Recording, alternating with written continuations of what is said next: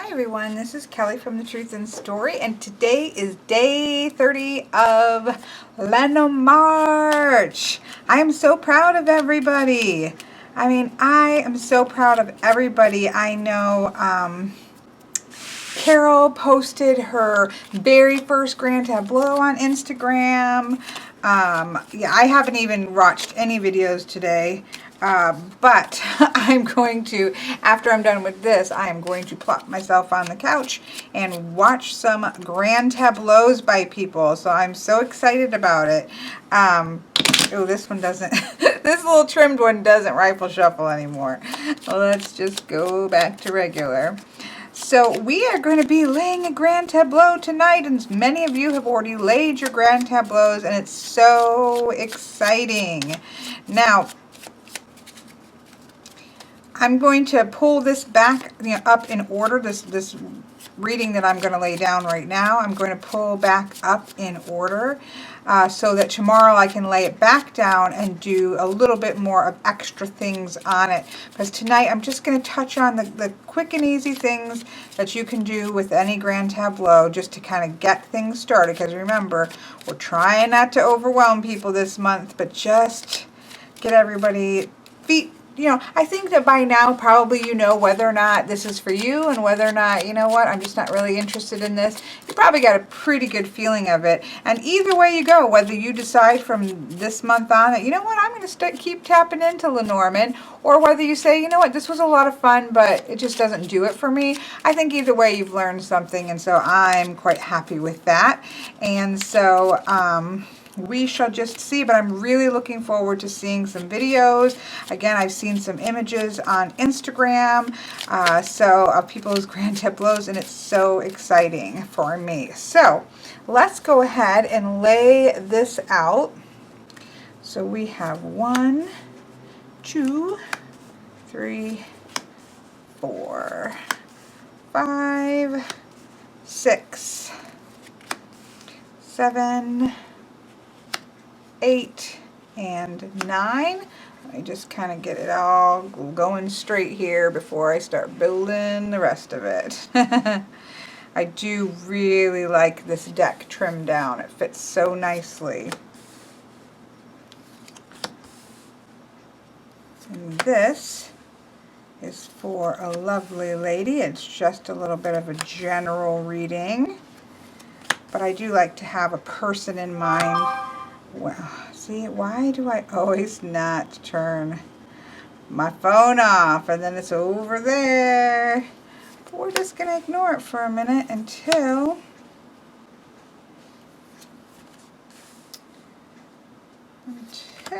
I get the cards laid out. And hopefully it doesn't go off 12 times while we're waiting, right?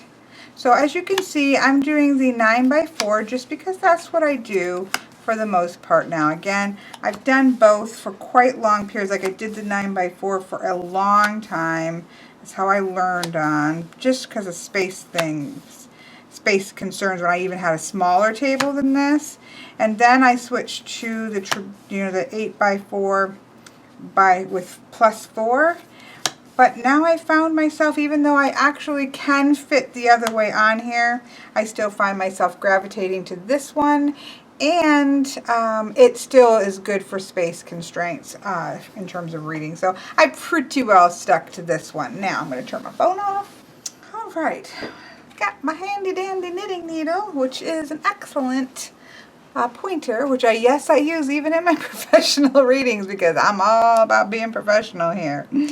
Okay, so here we have our grand tableau laid out, and we're going to keep it simple just because some people haven't laid them out or laid it out and weren't quite sure what to do with it. So I'm just going to kind of touch on things again when there's an actual person in mind. So the first thing that I will generally do is I will look to the first 3 cards, and I can see that there is something new there's a message coming from afar. So what not something new? Well, it's a new message, and generally it's a positive message if there's positive cards around it, which there is. We have the heart. So there is perhaps some new romance or a message from somebody that she loves that is coming from afar, which I know would be welcomed. And so we have that just kind of giving us a little peek here. We have something new that's going to bring positive change, harmony, and a deepening sense of intuition. So again, very interesting and very positive corner cards. That's not always the case, but certainly in this case it is. So I look, and that's how I personally read mine. I think that's just how I was taught from one thing or another. And so again, for me, a grand tableau or Lenormand isn't so much about doing everything exactly the way it's done traditionally, because there's a lot of debate about exactly what is traditional, but that you find what is going to work for you, and that every time you kind of do the same process, that to me is what's important, because then you start to get a consistency in readings versus, okay, well this time I'm going to read it this way, well this time I'm going to go like this because it gives me a different message, or that type of thing. So for me it's all about figuring out, at first you're going to be changing things up a lot because you're going to have to try to figure out what works for you. But once you kind of say, okay, this is what feels right to me, that's when you need to kind of lock down, I think, and stay pretty consistent so that you don't get muddy readings that just kind of go off in whatever way you want it to go. Even though you're not consciously trying to do that, your subconscious will say, oh, well, boy, I like this better if I read it this way, that kind of thing. So, that is how I do it, is go from here to here to here to here. Okay, so now, as I said in the, I generally, this right here is, when you're doing it like this, these 4 cards in the middle are the sort of essence or destiny cards that you see at the bottom of an 8x4 plus 4. I don't usually hit those first. I tend to hit those last, although you can hit those first as well. But I like to get a feel, that I kind of go back and forth on. It just depends. But generally I kind of save that as a wrapping up of things. So that's the first thing I would do. Again, first 3 cards, just to get an essence here. Corners, get another general theme, and then I would probably save this for after I look at specific things.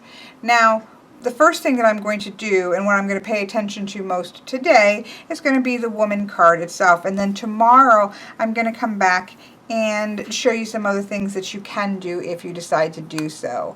We can, and I might take a peek at some other things here too, but mostly what I'll start with is looking at the woman. And there's a couple things that I do here. I will look at the cards around in a 9 card, and you can just kind of pretend these other ones aren't here. I will also look in the row that the woman is in, and the column that the woman is in, and the row that the woman is in.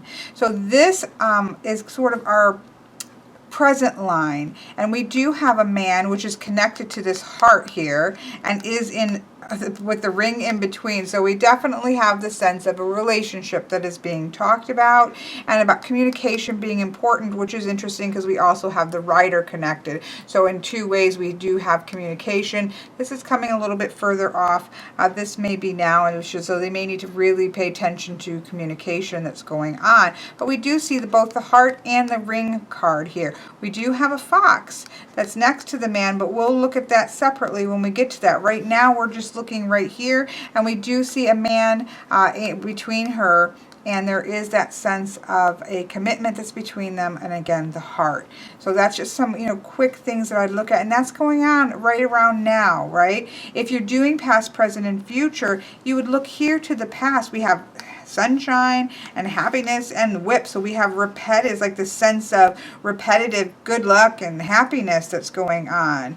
But moving forward, we do have another message. So there, and obviously all the messages are this is all the cards out, so they're all going to show up. But we have the rider message right in her first 3.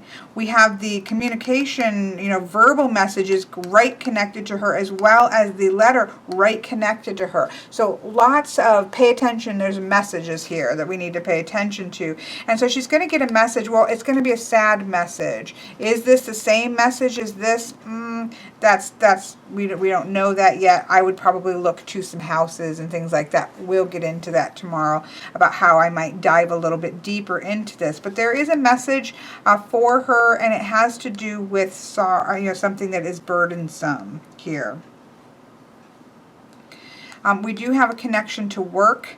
We also have the scythe next to work, so it's possible, this is sort of a work-related thing. But again, we would then come to look at the work. Right now, we're staying with the ladies, so looking towards the future, we do have a message about something that is difficult. However, we do have the bouquet card to lift this up. So something, she's kind of got to get through whatever this difficult message is, and then we have the big happiness card. We have the bouquet, something good coming, an invitation, again connected to work. So it's what I'm personally seeing here is there's a possibility of the current job that she's in ending, which is certainly a possibility given what I know about the situation, but that may not be a bad thing, because we do again have the key, which is success, as well as the kind of invitation to maybe something more. We have finances here and or abundance, but we have it again connected into the work card.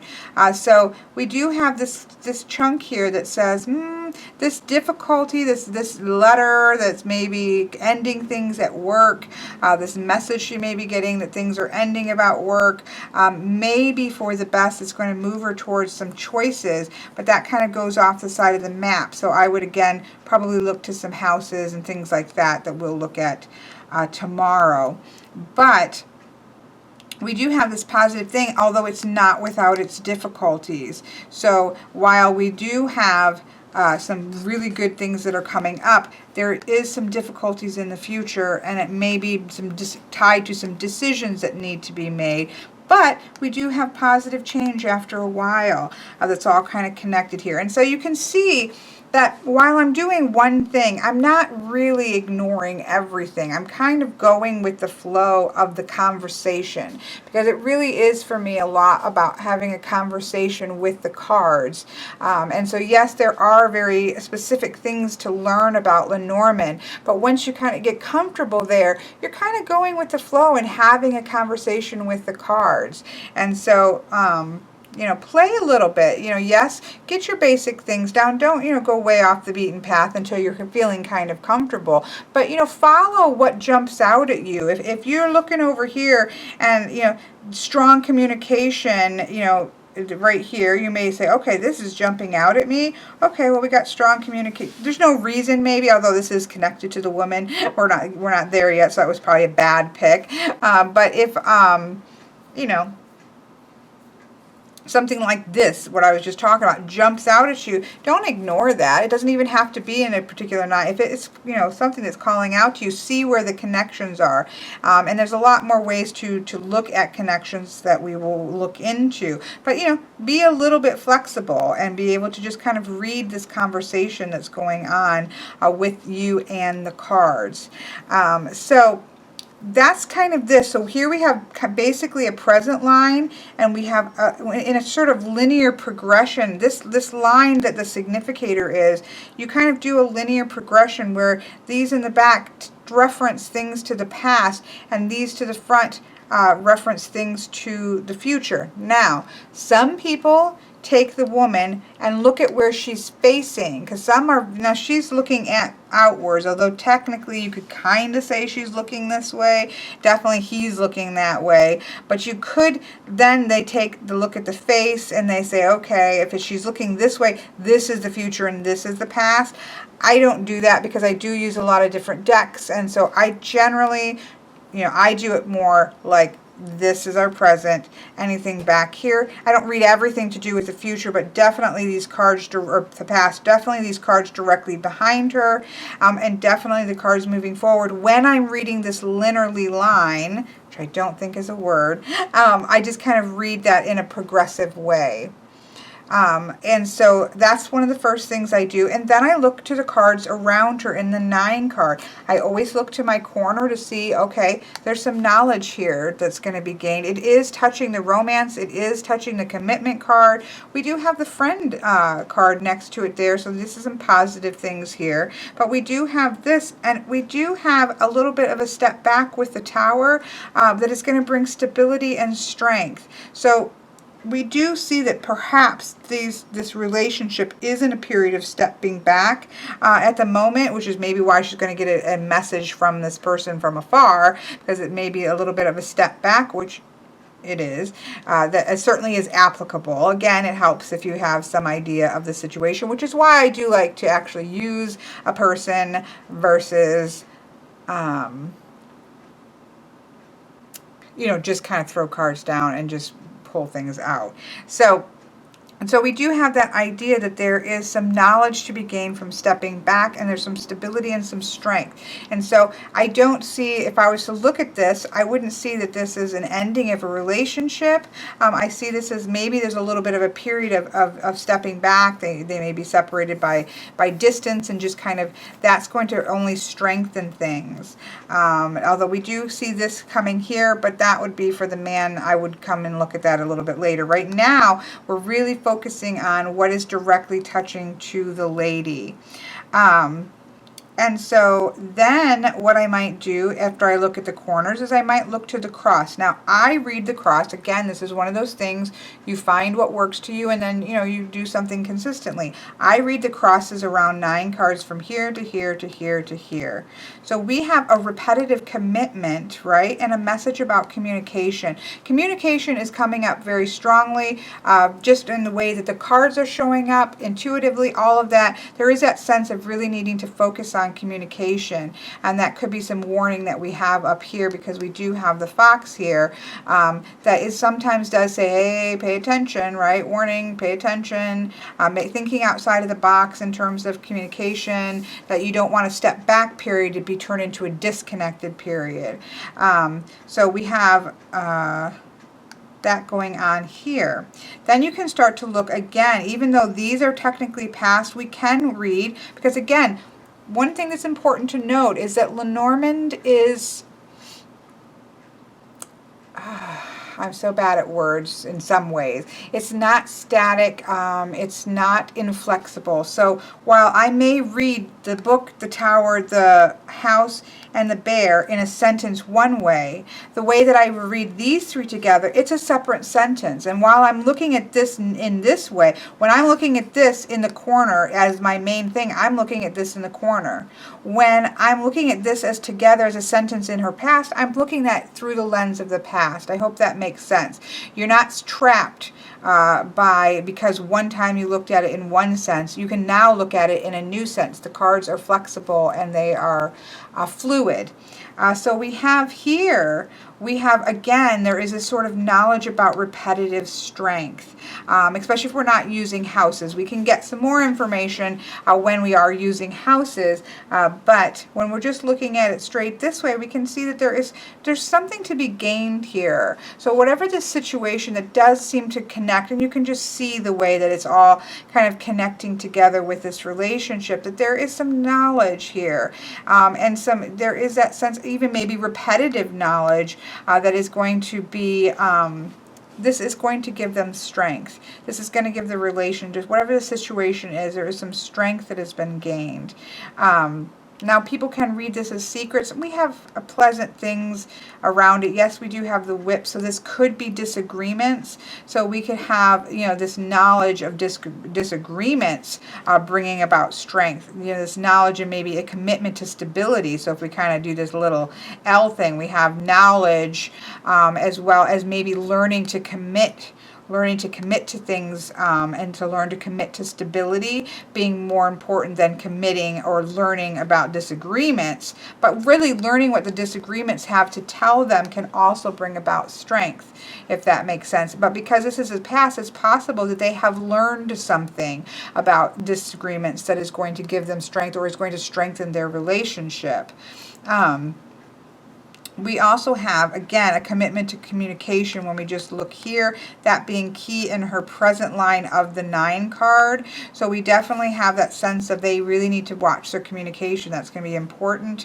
And we also have stability through this kind of message or this communication that maybe this is also going to bring an end to them being in the tower. If this is an end to a work situation that may be keeping them apart, that may also bring to this tower moment, this being stepped apart. This may be a time to come together, which is also why there may be good things that come from this if jobs are keeping them apart. So there's lots of, I mean, I'm not sure how particularly helpful this is to the rest of you, because it's one of the downsides of trying to use somebody is that obviously you can only say so much. But so I possibly would have been better served just to kind of randomly read it regular. But we will continue as we can. So you can at least, mostly I'm trying to show you the process more so than, how to read each individual card. It's more along the lines of the process, which for me are the first 3 cards, the corner cards. Then I look to the significator and look to the column and the column and the row that she is in if I'm reading for a woman. And then I look to the cards directly surrounding the significator, which in this case is the woman, so the 9 card that's built here. And then I will start to spread out. I will do some other things like knighting of the woman. I will do some peeking in houses and seeing. I don't read every single house and every single card, but significant cards, I'll start to look at the houses. And we'll start to follow some paths and things like that. And so that I will get to tomorrow. But for your own, if you're just doing this quite simply, this is what you would do. Read your 3, read your corners, look to yourself or whatever it is you've decided to look at. If it's about work, look to the work and just look around you. Look in the present line, look in the column. So if I was just going to focus on work, I would say, okay, here's the anchor card, here's the present line, here is the column, the row, the column here that's going to tell us our little story that's we're going to read in a linear fashion. There's a choice coming up about work here when we follow this forward. Right? It's coming from difficulties, but we're not going to go there because it's really wasn't focusing in on work right now. But that you would take whatever it is that you're doing, and then you might look to, then you might be done. You might say, okay, that's all I'm doing. You're not going into anything more than that, and that's perfectly fine. You can just do that and be done with your grand tableau. Look at yourself or whatever card you decided is going to be something you're picking from, and see that line, see the 9 card around it, then look to your center for your essence cards or along the bottom if you did the other one. And we do see that there's something a little bit off about stability. There's a way in which this person needs to look at their stability from a new way, a new perspective, think outside of the box about ways to stabilize things, and that there's a message that is somehow going to impact this retreat phase that she's in, which everything else that we talked about, because I would do this last. So everything else that I would talk about would tie into then this particular message that we have here. And then the last thing that you would do, if it was me, of course I would continue on doing more things. And then the very last thing that I would do is start to count them out, which is to find her, take that card. And I'm not going to do it until tomorrow, but I would count 1, 2, 3, 4, take the fish. 1, 2, 3, 4, take the bear, and start to line them up all here to get my 9 message. But we will do that tomorrow, even though if you're done, that's when you would want to do it. And I do have that in one of the Lenormarch videos about that kind of finding the 9 card message. But if you stay tuned till tomorrow, you will be able to see me kind of do a couple extra things to this same spread, and then do that kind of closing thing, which I would do at the end of the reading.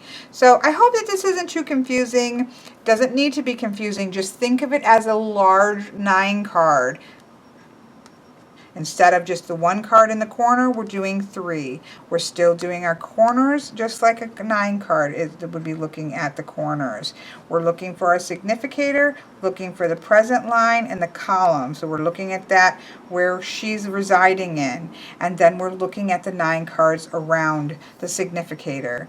And that's all you really have to do. So not too complicated, not too anything to worry about. You don't have to look at every single card, and then you can kind of see, okay, I got something out of that, and kind of move on. So for all of you who had just first today done your first grand tableau, congratulations. You can take a breath now. You survived it. For those of you who have been doing it a long time, I hope that you still enjoyed kind of coming through this month along with us. And we have one more day, so I will see you all tomorrow. And again, if you've done yours or you're going to do it after this, this is what I just do. If I know that I'm going to come back to this particular spread, which often happens because I'll lay out, if I'm doing a full-on grand tableau, sometimes what I do is I do a first video to the client, and then I'm going to send that off to them, wait for their response, and then I kind of finish things up. So if that's the case, I'm obviously going to have other readings to do in between, and so I pull them all up like that. And I will stick a sticky note on there with the person's name, and that way when I come back out, I can just lay them back out in the correct order. So that's another little tip if you want to be able to come back to your grand tableau, but you don't have the space. Maybe it's on your kitchen table and you're not really finished with it, but you need to pull it up. Just pull it up like that so that you can go back to it. I'm going to set it over here so it's out of the way and ready for tomorrow. So I'll talk to you guys all tomorrow.